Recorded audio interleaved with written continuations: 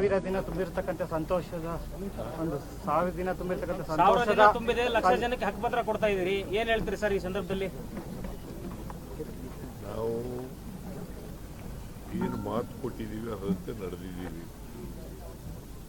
ಇದು 1000 ದಿನ ಆಚರಣೆ ಮಾಡ್ತಾ ಇರ್ತಕ್ಕಂಥದ್ದು ಇದು ಒಂದು ಮೈಲಿಗಲ್ಲಲ್ಲ.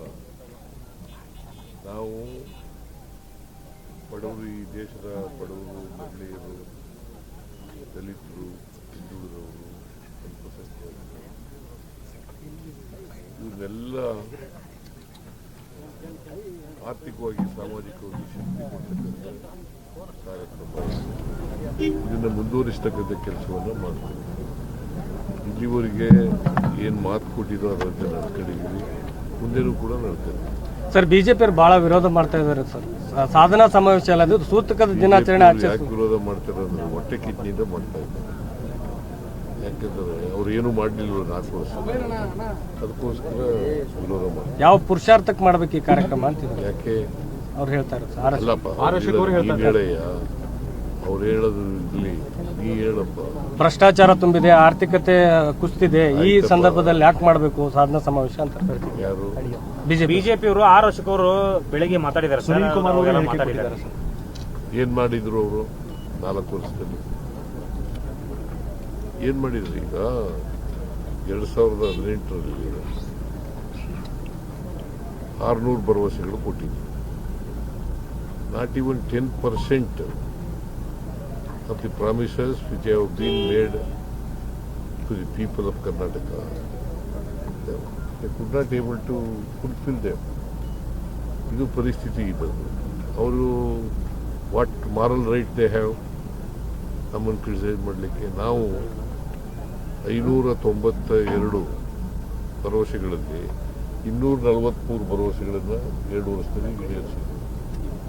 2.5 ವರ್ಷದಲ್ಲಿ ಇನ್ನು ಉಳಿದವನ್ನು ಕೂಡ ಈಡೇರಿಸ್ತೀವಿ, ಪ್ರಯತ್ನ ಮಾಡ್ತೀವಿ. ವಚನ ಭ್ರಷ್ಟ ಕಾಂಗ್ರೆಸ್ ಸರ್ಕಾರ ಅಂತ BY ರಾಘವೇಂದ್ರ ಅವರು ಆರೋಪ. ವಚನ ಭ್ರಷ್ಟ ಬಿಜೆಪಿ ಸರ್ಕಾರ, ಕಾಂಗ್ರೆಸ್ ಸರ್ಕಾರ ಅಂತ ನೀನ್ ಹೇಳ್ರಿ. ಬಿಜೆಪಿ ಅವ್ರು ಆರೋಪ ಮಾಡ್ತಿದ್ದಾರೆ ಸರ್. ನೀವು ಆರೋಪ ಅಷ್ಟೇ, ಸುಳ್ಳು ಆರೋಪಗಳನ್ನು ಮಾಡ್ತಾರೆ. ಆದ್ರೂ ಸರ್, ಈ ಲೀಡರ್ಶಿಪ್ ವಿಚಾರವಾಗಿ ಸಾಕಷ್ಟು ಹೇಳಿಕೆಗಳು ಕೇಳಿ ಬರ್ತಾನೆ ಇದೆ ಮೊದಲಿಂದನೂ ಸರ್. ನಾನು ಹೈಕಮಾಂಡ್ ಅವ್ರು ಏನು ಹೇಳ್ತೀನಿ ಅಂತ ಹೇಳಿದ್ದೀನಿ, ಪುನಃ ಕೇಳಬೇಡಿ ಅಂತ ಹೇಳಿದ್ದೀನಿ ಅಷ್ಟೇ. ನೀವು ಪುನಃ ಅದನ್ನೇ ಯಾಕೆ ಕೇಳ್ತೀರಿ? ಇಲ್ಲ ಸರ್, ಮಾಧ್ಯಮಗಳಿಗೆ ಹೈಕಮಾಂಡ್ ಅವ್ರು ಏನು ಹೇಳ್ತಾರೆ ಹಂಗೆ ಕೇಳಬೇಕು. ನಮ್ಮ ಪಾರ್ಟಿಲಿ ಇರ್ತಕ್ಕಂಥ ಎಲ್ಲರೂ ಕೂಡ ಲೀಡರ್ಗಳು. ಆದ್ರೂ ನಿಮ್ಮ ನಾಯಕರ ಶ್ರಮಕ್ಕೆ ಫಲ ಸಿಗುತ್ತೆ ಹಂಗೆ ಹಂಗೆ ಅಂತ ಟ್ವೀಟ್ ಮಾಡೋದು, ಅಲ್ಲಿ ಹೇಳ್ಕೊಳ್ಳೋದು. ನಿಮ್ಮ ಶಾಸಕರು, ಸಂಸದರು ಕೆಲವರೆಲ್ಲ ಹೈಕಮಾಂಡ್ ಅವ್ರು ಮಾಡಿದಾರ? ಇಲ್ಲ ಸರ್, ಇಲ್ಲ. ಮತ್ತೆ ಬಿಡಿ. ಮತ್ತೆ ಅಲ್ಲ, ನಿಮ್ಮ ಪುತ್ರ ಯತೀಂದ್ರ ಅವರು ಹೇಳ್ತಾರೆ, ಇಲ್ಲ ತಂದೆಯವರು ಮುಂದುವರಿತಾರೆ, DK ಸುರೇಶ್ ಒಟ್ಟು ಮಾತನಾಗ ನಡ್ಕೊಳ್ಳಿ ಅಂತ ಅವ್ರು ಅಂತಾರೆ.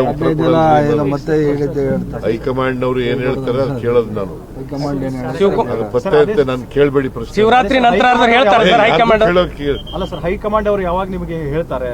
ಅದಕ್ಕೆ ಏನಾದ್ರು ದಿನಾಂಕ ನಿಗದಿ ಮಾಡಿದ್ದಾರೆ? ಶಿವರಾತ್ರಿ ನಂತರ ಏನಾದ್ರು ಆಗ್ಬೋದು? ಹೈಕಮಾಂಡ್ ಅವರು ವರದಾ ನದಿ ಜೋಡಣೆ ವಿಚಾರ ಸಾಕಷ್ಟು ವರ್ಷಗಳಿಂದ ಇರತಕ್ಕಂಥ ಸರ್. ಪ್ರಮುಖವಾಗಿ ಉತ್ತರ ಕನ್ನಡ ಜಿಲ್ಲೆಯ ಜನರು ವಿರೋಧ ಮಾಡ್ತಾ ಇದ್ದಾರೆ. ಅದನ್ನ ಈಗ ಆಲ್ರೆಡಿ ನಾವು DPR ಮಾಡಿ ಗವರ್ಮೆಂಟ್ ಆಫ್ ಇಂಡಿಯಾ ಕಳಿಸ್ಬಿಟ್ಟಿವಲ್ಲ ನಾವು. ಈಗ ಅದು ಆದಾಗ ನೋಡೋಣ, ಅದು ಅವ್ರ ಕೆಲಸ ಅಲ್ವಾ ಇದು ಮುಂದಿಂದು. ಅದು ಗವರ್ಮೆಂಟ್ ಆಫ್ ಇಂಡಿಯಾ ಕಳಿಸ್ಕೊಡ್ತೀವಿ. ಅವರು ಏನು ತೀರ್ಮಾನ ತಗೊಳ್ತಾರೆ.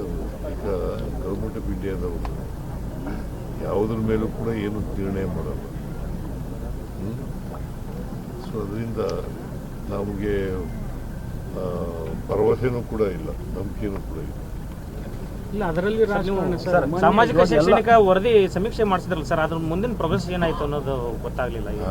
ಸಾಮಾಜಿಕ ಶೈಕ್ಷಣಿಕ ಸಮೀಕ್ಷೆ ಮಾಡಿಸಿದ್ರಿ ಕಳೆದ 1-2 ತಿಂಗಳ ಹಿಂದೆ, ಅದು ಏನೇನಾಯ್ತು ಏನೋ ಅಪ್ಡೇಟ್ ಗೊತ್ತಾಗ್ಲಿಲ್ಲ ಸರ್. ಮತ್ತೆ ಅವರು ಮೋಸ್ಟ್ಲಿ ಈ ತಿಂಗಳು ಅಥವಾ ಮುಂದಿನ ತಿಂಗಳ ಒಳಗಡೆ ವರದಿ ಕೊಡ್ತಾರೆ.